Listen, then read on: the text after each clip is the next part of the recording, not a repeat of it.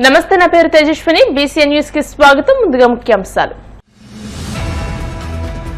సంక్షోభాలను అవకాశాలుగా మలుచుకుంటేనే అభివృద్ధి సాధ్యమన్న చంద్రబాబు. ఎడారి నుంచి స్వర్గాన్ని సృష్టించిన దేశం దుబాయ్ అని కొనియాడిన సీఎం. యూఏఈ పెట్టుబడుల ఆకర్షణే లక్ష్యంగా విజయవాడలో సదస్సు. భారత్ యూఏఈ ఆర్థిక సంబంధాల బలోపేతంపై మంత్రి నారా లోకేష్ కీలక ప్రసంగం. రాష్ట్రంలో ఏ ప్రభుత్వమూ అందించని సంక్షేమ పథకాలను ఈ 11 నెలల కాలంలో కూటమి ప్రభుత్వం అందించింది. మంత్రి మండిపల్లి రాంప్రసాద్ రెడ్డి వెల్లడి. ఏడాది కాలంలోనే కూటమి ప్రభుత్వం దేశంలోనే అతిపెద్ద లిక్కర్ స్కామ్ కు తెరతీసింది. పుంగనూరు ఎమ్మెల్యే పెద్దిరెడ్డి రామచంద్రారెడ్డి విమర్శలు. దుబాయ్ లో ఎడారి ప్రాంతాలు, బీచ్లు పర్యాటకులకు ఆహ్లాదకర అనుభూతిని కలిగిస్తాయని సీఎం చంద్రబాబు వ్యాఖ్యానించారు. 1991లో ఆర్థిక సంస్కరణలు, 1995లో టెక్నాలజీ రివల్యూషన్ తో పరిస్థితి మారిందని పేర్కొన్నారు. ఏపీలో పెట్టుబడులు ప్రోత్సహించడమే లక్ష్యంగా పారిశ్రామికవేత్తలతో ముఖ్యమంత్రి చంద్రబాబు విజయవాడలో సమ్మిట్ నిర్వహించారు. యూఏఈ పెట్టుబడుల ఆకర్షణే లక్ష్యంగా ఈ సదస్సు జరిగింది. భారత్ యూఏఈ ఆర్థిక సంబంధాల బలోపేతంపై చర్చించారు. పెట్టుబడులకు ముఖద్వారంగా ఏపీ అనే అంశంపై సీఎం మాట్లాడారు. సంక్షోభాలను అవకాశాలుగా మలుచుకుంటేనే అభివృద్ధి సాధ్యమని ఉద్ఘాటించారు. ఎడారి నుండి స్వర్గాన్ని సృష్టించిన దేశం దుబాయ్ అని కొనియాడారు. సరికొత్త ఆలోచనలతోనే కొత్త ఆవిష్కరణలు సాధ్యమని నొక్కి చెప్పారు. వికసిత్ భారత్ తో 2047 నాటికి 3వ అతిపెద్ద ఆర్థిక వ్యవస్థగా భారత్ ఎదుగుతోందని వ్యాఖ్యానించారు. Friends from UAE and also from Andhra Pradesh and media, I am very happy today to meet all of you. Just now His Excellency has told very clearly, I met him January in Davos. In that meeting, I request him to come to Andhra Pradesh. If at all you visit, first you come to Andhra Pradesh, then only you can visit other places. Then you will know what is the strength of Andhra Pradesh. He kept his promise. First visit after that, first visit he came to Andhra Pradesh. I really thank him. That is how UAE is maintaining their credibility. I am emphasizing here. If you see UAE as a kingdom, as a nation, different nations are having different advantages. Some of the provinces, they don't have any, nations, they don't have any advantages. Always I am jealous of Dubai. 50 degrees temperature and above. And also it is only desert. Today we are all proud. They made heaven to live. And also we can make it very proudly, I can say, most livable place. That is how they created. As a logistics hub, not one area, you can name anything, they are number one now. Another thing, for the last 3 decades I am working with Dubai and UAE. I am seeing their progress. Same way, Hyderabad also I started. They started Internet City. I started high-tech city. We promoted different areas, they promoted different areas. The way they market, the way they execute, amazing experience. Vision is one and execution is another. I really appreciate UAE and also Dubai. They are doing extremely well. We are 4th largest economy. For the last 10 years, from 11th place, we are able to reach 4th place. By 27-28, we are going to reach third largest economy in the world. I am assuring you, India is going to become developed nation. Our aim is to become number 1 economy in the world by 2047. That is our mission, that is our vision. We are working in that direction. Today, again I'm telling you, we are inspiring time. I have seen technology. I promoted mid-1990s, that is 95 onwards, information technology. Now, 25 years time, the impact of public policy, if you can go through, all over the world, every 4 IT professionals, one is from India. Among Indians, out of 4, more than 1 or 2, more or less equally from Andhra Pradesh, from Telugu community. Today I can say proudly within 25 years, if you go to any country in the world, high Andhra Pradesh ప్రజలకు మనమిత్ర ద్వారా మెరుగైన సేవలను కూటమి ప్రభుత్వం అందిస్తోందని మంత్రి నారా లోకేష్ వ్యాఖ్యానించారు. Telangana జీడీపీలో airport వల్ల ఆదాయం 17% నుంచి 18% పెరిగిందని వివరించారు. ఏపీలో పెట్టుబడులు ప్రోత్సహించడమే లక్ష్యంగా పారిశ్రామికవేత్తలతో విజయవాడలో సమ్మిట్ నిర్వహించారు. భారత్ యుఏఈ ఆర్థిక సంబంధాల బలోపేతంపై మంత్రి నారా లోకేష్ ఈ సదస్సులో ప్రసంగించారు. క్వాంటమ్ కంప్యూటింగ్ అమరావతిలో గేమ్ చేంజర్ అవుతుందని ఉద్ఘాటించారు. ఎవ్వరూ క్వాంటమ్ గురించి మాట్లాడనప్పుడు తాము క్వాంటమ్ యూజ్ కేసుల గురించి మాట్లాడుతున్నామని తెలిపారు. ఏఐ మంత్రిని కలిగి ఉన్న మొదటి దేశం యుఏఈ అని వెల్లడించారు. ఏపీ ఇప్పుడు ఏఐని అడాప్ట్ చేసుకుని హ్యాకథాన్లు నిర్వహిస్తోందని వ్యాఖ్యానించారు. In the past we've seen how airport transforms the entire economy. Like look at Hyderabad airport, I think now contributes close to 16 or 18% of Telangana's GDP. I believe that's what data centers actually can do. And data centers can be the nucleus for actual innovation and to kickstart the entire economic activity. This is the foresight that we had way back in 2017-18 when ChatGPT in the current form didn't even exist.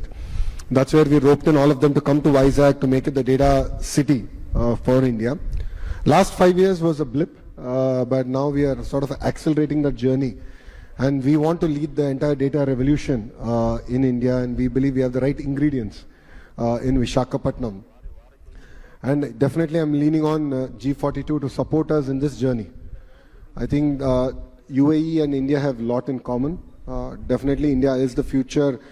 We will be a $30 trillion economy by 2047, no questions about it. And Andhra Pradesh will be about a $2.5 trillion economy by then. So we have great aspirations.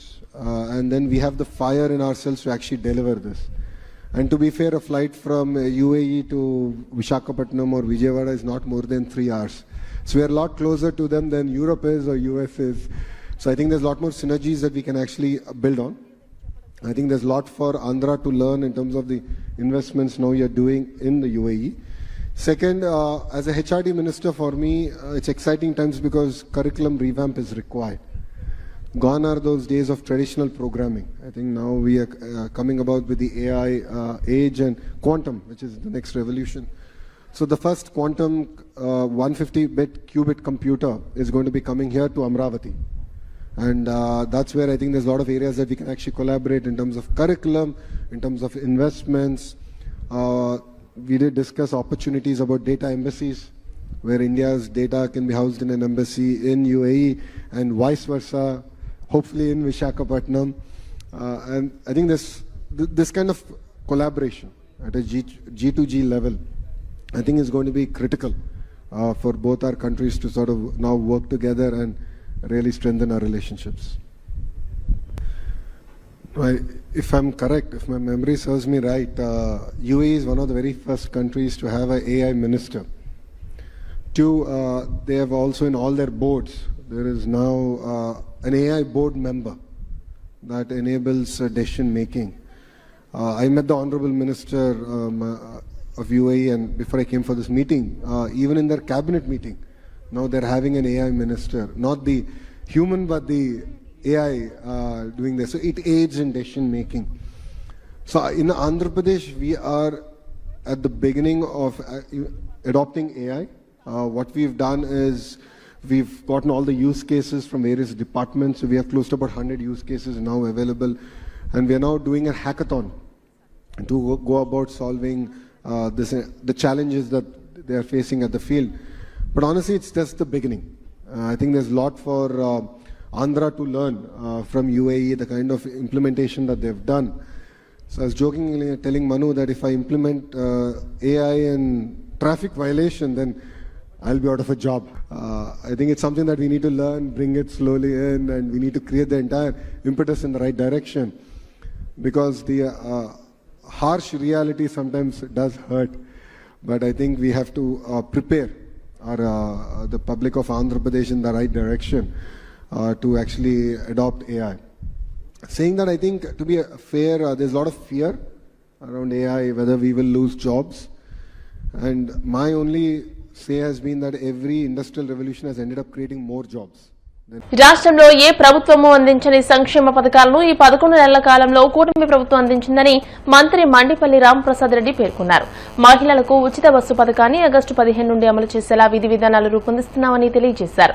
కాకినాడలో జిల్లా రవాణాధికారి కార్యాలయంలో అధికారులతో ఆయన భేటీ అయ్యారు. ఈ సందర్భంగా మంత్రి మీడియాతో మాట్లాడుతూ ఉచిత బస్సు ప్రయాణానికి అవసరమైన 1400 బస్సులను ఆర్టీసీ కొనుగోలు చేస్తుందని అన్నారు. సుమారు 2000 ఎలక్ట్రిక్ బస్సులను కొనుగోలు చేసి ఆర్టీసీకి పూర్వ వైభవం తెస్తామని తెలియజేశారు. అందరికీ నమస్కారం. ప్రభుత్వాల్లో పర్యటనలో భాగంగా గత 2 రోజుల నుంచి ఉత్తరాంధ్ర జిల్లా వైజాగ్, అనకాపల్లి, అలాగే ఈస్ట్ గోదావరి జిల్లాలోని కాకినాడలో పర్యటించడం జరిగింది. ముఖ్యంగా రహదారుల యొక్క భద్రత గురించి, ఎన్ఫోర్స్మెంట్ గురించి, అలాగే ఈ డిపార్ట్మెంట్ ముందుకు ఏ విధంగా తీసుకొని పోవాలా, ఎవరైతే వాహనదారులు యాక్సిడెంట్లకు గురవుతున్నారో బ్లాక్ స్పాట్స్ గురించి మా అధికారులతో సమావేశాలు పెట్టుకోవడం జరుగుతోంది గత 2 రోజుల నుంచి. ముఖ్యంగా ఈ రాష్ట్రంలో ఈ కూటమి ప్రభుత్వం ఏర్పాటైన తర్వాత భద్రతకు ప్రాధాన్యం ఇస్తూ జీరో యాక్సిడెంట్ ఆంధ్రప్రదేశ్గా తీసుకొని రావాలని చెప్పి గౌరవ ముఖ్యమంత్రి చంద్రబాబు నాయుడు గారి నాయకత్వంలో పనిచేయడం జరుగుతూ ఉంది. దానిలో భాగంగానే ఈరోజు ఇక్కడ కాకినాడ పట్టణంలో మా అధికారులతో సమీక్షా సమావేశం ఏర్పాటు చేయడం, దాంట్లో నిర్దిష్టంగా ఒక జీవితం యొక్క గొప్పతనం, ఒక యాక్సిడెంట్కి గురైన కుటుంబాల్లో అనుభవించే బాధ, నష్టం గురించి మనం ఎప్పుడైతే ఈ వారోత్సవాలు కండక్ట్ చేసినప్పుడు, లేకంటే అవేర్నెస్ క్యాంపుల్లో తెలియజేస్తే తప్పకుండా ఈ స్కూల్ స్టూడెంట్స్లో అయితేనేం, రైతులు ఎవరైనా మోటార్ వెహికల్స్లో పోయే వాళ్ళకు, కమర్షియల్ వెహికల్స్లో పోయే వాళ్ళకు ఈ అవగాహన కల్పించినప్పుడు ఈ యాక్సిడెంట్లు కూడా తగ్గించేదానికి అవకాశం ఉంటుందని చెప్పి ఈ సమీక్షలో మేము మాట్లాడుకోవడం జరిగింది. అలాగే ఈ ప్రభుత్వం ఏర్పాటైన తర్వాత కేవలం ధనాపేక్ష కాకుండా, ధనార్జనే కాకుండా వాహనదారులకు మంచి జరిగే విధంగా కొన్ని చర్యలు తీసుకున్నాం. దానిలో భాగంగానే ఒక చరిత్రాత్మకమైన నిర్ణయం గ్రీన్ ట్యాక్స్ రద్దు. ఈ గ్రీన్ ట్యాక్స్ వల్ల ప్రభుత్వానికి సుమారు 120 నుంచి 130 కోట్లు నష్టం వచ్చిన వాహనదారుల యొక్క నిర్దిష్టంగా పనిచేయాలని చెప్పి ప్రభుత్వం గ్రీన్ ట్యాక్స్ ను కూడా రద్దు చేయడం జరిగింది. దాని పట్ల రాష్ట్రంలో ఉన్న లారీ అసోసియేషన్స్, వివిధ సంఘాల ద్వారా అపూర్వమైన విశ్వాసం కలిగింది ప్రభుత్వం పైన. మేము ఒకటే చెప్తున్నాం, కేవలం ఎవరైతే వాహనదారుల దగ్గర ట్రాన్స్పోర్ట్ డిపార్ట్మెంట్ అంటే ట్యాక్సులు కట్టించుకోవడమే కాకుండా రహదారుల యొక్క భద్రత విషయంలో, ప్రమాణాల విషయంలో ఎక్కడ రాజీ లేని విధంగా పనిచేస్తామని తెలియజేసుకుంటున్నా.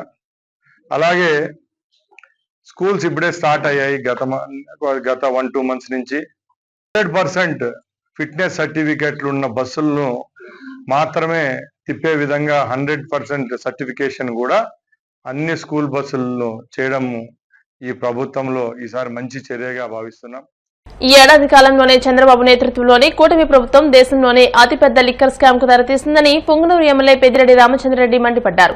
రాజమహేంద్రవరంలో మాజీ హోంమంత్రి తానేటి వనిత, మాజీ ఎంపీ మార్గాని భరత్లతో కలిసి సెంట్రల్ జైల్లో రిమాండ్లో ఉన్న ఎంపీ మిథున్ రెడ్డిని కలిసి పరామర్శించారు. అనంతరం జైలు బయట ఆయన మీడియాతో మాట్లాడుతూ రాష్ట్రాన్ని మధ్యాంధ్ర ప్రదేశ్ గా మార్చి నిత్యం అవినీతి సొమ్ముతో జేబులు నింపుకోవడంలోనే చంద్రబాబు నిమగ్నమయ్యారని ఆగ్రహం వ్యక్తం చేశారు. చంద్రబాబు అధికారంలోకి వచ్చిన నాటి నుండి వైసీపీ శ్రేణులపై తప్పుడు కేసులతో జైలుకు పంపాలని లక్ష్యంతోనే పనిచేస్తున్నాడని ధ్వజమెత్తారు.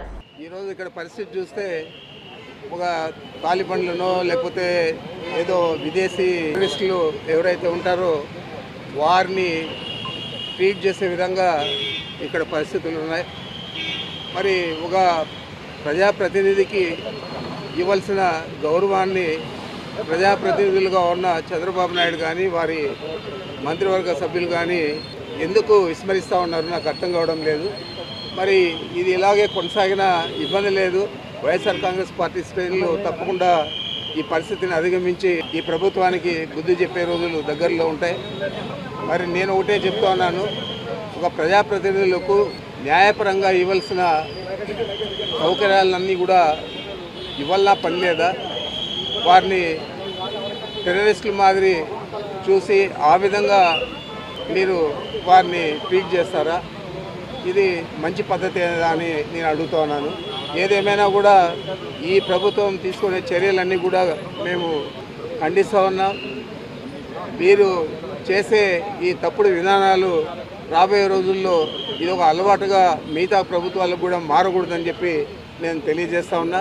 తప్పకుండా ప్రజాప్రతినిధులకు ఇవ్వాల్సిన గౌరవాన్ని, వారికి ఇవ్వాల్సిన ప్రాముఖ్యతను, వారికి కల్పించాల్సిన సదుపాయాలు కల్పించాలని పదే పదే నేను మీ ద్వారా అందరికీ లేనిపోని నిందలన్నీ కూడా మా ఎంపీ మిథున్ రెడ్డి గారి మీద మోపి ఆయన్ని ఈ విధంగా మరి జైలు పాలు చేయడం అనేది నిజంగా మరి మేమందరం కూడా బాధపడుతూ మరి మేమంతా ఆయన పక్షాన నిలబడుతూ ఆయనకి సపోర్ట్గా ఉండడం జరిగింది. అంటే ఈ రోజున ఎంతసేపు కూడా ఈ కూటమి ప్రభుత్వం డైవర్షన్ పాలిటిక్స్కి తెరలేపుతూ ఈ రోజున మిథున్ రెడ్డి గారి మీద బనాయించిన అక్రమ కేసు కూడా ఒక డ్రామా అని చెప్పి మీకు తెలియజేస్తున్నాను. అంటే గతంలో మా ప్రభుత్వం అధికారంలో ఉన్నప్పుడు మేము ఎటువంటి డిస్టిలరీకి కూడా పర్మిషన్స్ ఇవ్వలేదు. మా ప్రభుత్వం అధికారంలో ఉన్నప్పుడే మేము మద్యం దుకాణాలని 30% తగ్గించడం జరిగింది. మా ప్రభుత్వం అధికారంలో ఉన్నప్పుడే బెల్ట్ షాపులన్నింటినీ కూడా రద్దు చేయడం జరిగింది.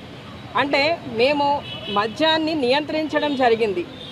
ఇంత మద్యం షాపుల్ని అంటే ప్రతి ఒక్కరికి కూడా అందుబాటులో ఉండకుండా ఆ రోజున ధరలు కూడా పెంచడంతో మద్యం నియంత్రణ అనేది చక్కగా జరిగింది. అలాంటి పరిస్థితిలో మధ్యవర్తులు ఎవరూ లేని పరిస్థితిలో మరి ఈ మద్యం దుకాణాల్లో ఏ విధమైన స్కామ్ జరిగిందని మేము మీ ద్వారా ప్రశ్నిస్తాం. ఇప్పుడు కాసేపు ప్రకటనలు.